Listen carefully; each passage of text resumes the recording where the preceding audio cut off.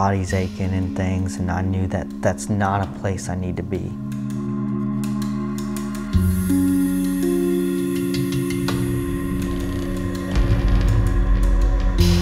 Either you live or you die at this point.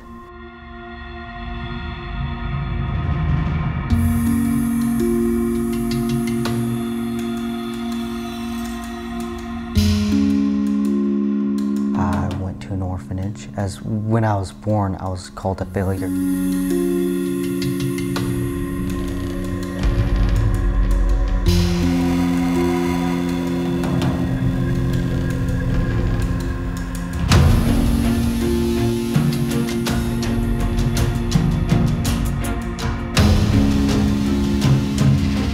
Start realizing your rough life, you know, you start losing that trust for people and that love for people and that hope for people.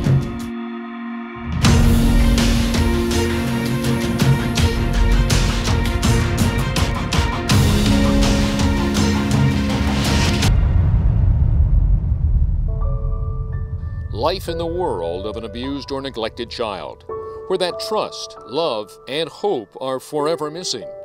Young Logan knows all too well. Next thing you know, I'm sleeping in my car. You know, it's morning. I could even live in a box. I just want family.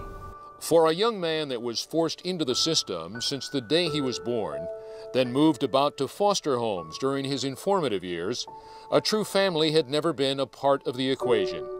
Yet thankfully, he had a CASA since he was 7, a court-appointed special advocate, the ultimate volunteer named Virginia. I'd had him 11 years. He called me and he said, "Miss Virginia," and he'd never done this before. He said, "I really hated to do this, but could you send me some money?" He said, "I'm homeless." Logan, now 18, had aged out of the system. So Virginia began her investigation, hoping to locate someone from his past that would take an interest in him. In her search, Virginia found Logan's biological sister, living with an adopted family. Era was his sister's adoptive mother. I said anybody would be proud to have this young man for their brother. And her response was, well, if he was so perfect, why wasn't he adopted? The fear came in from not knowing about how he was raised, about his background. Is there a criminal history? Is he a dropout? Because the stereotype comes with the foster kids that have been in the system for so long. That's where our fears came in.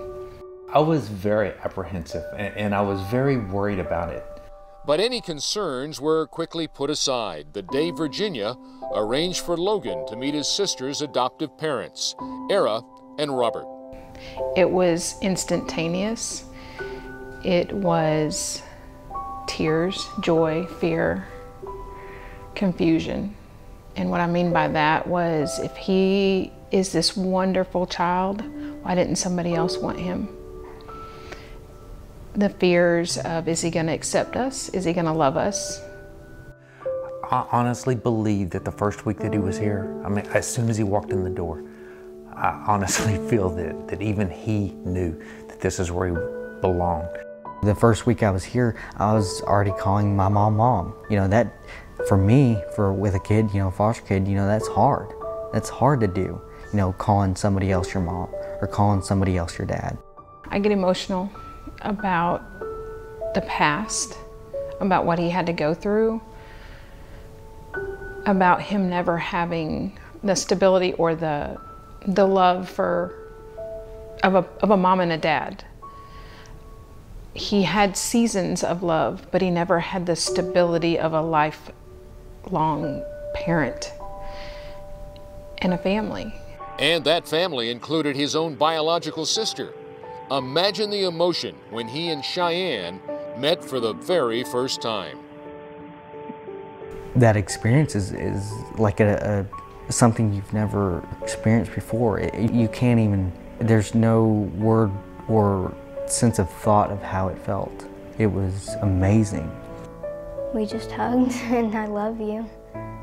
She's just a wonderful person. It was like everything that I went through, the tough times and everything, and all the angry emotions and things, it was like taking my good side and just recreating it into something greater and better.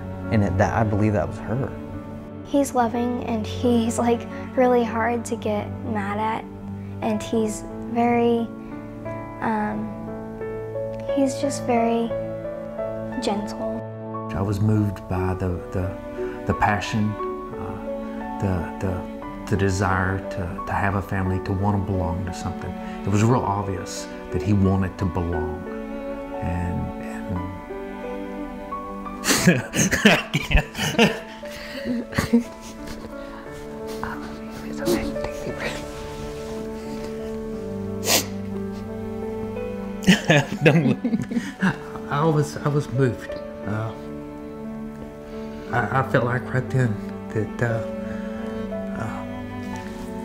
God told me that, you know, this is something that he said, Robert, this is something that you need to pursue.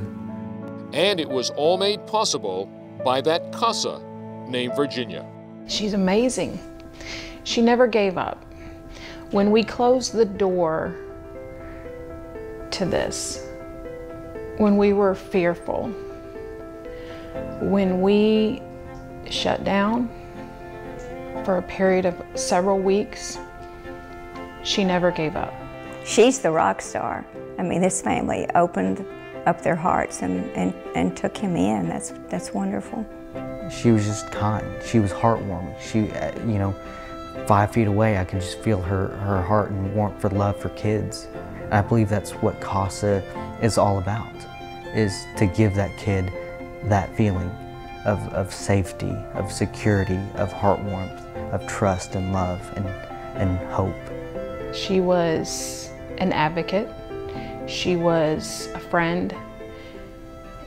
She did things that were so unselfish and unconditional, with no reward for her.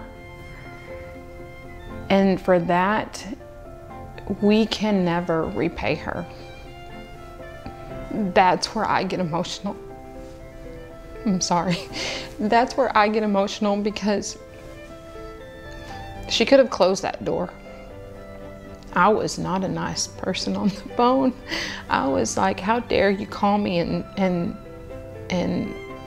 tell me that there's somebody. We were fearful. Our daughter was underage. We didn't know his background. But she persevered and pushed through it and reassured us that he's amazing.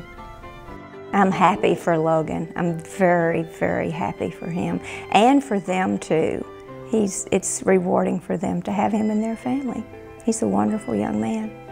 Because of the efforts of Virginia, CASA, and the loving family he now calls his own, young Logan would someday like to be a motivational public speaker. And the message he would share is one we all could learn from. This world starts with kids. Kids are the key to this world. They are our generation. To have a great generation, you need great kids, not bad ones. So be great to a kid, and the kid will not fail you and not fail this world. And they'll keep doing this generation after generation.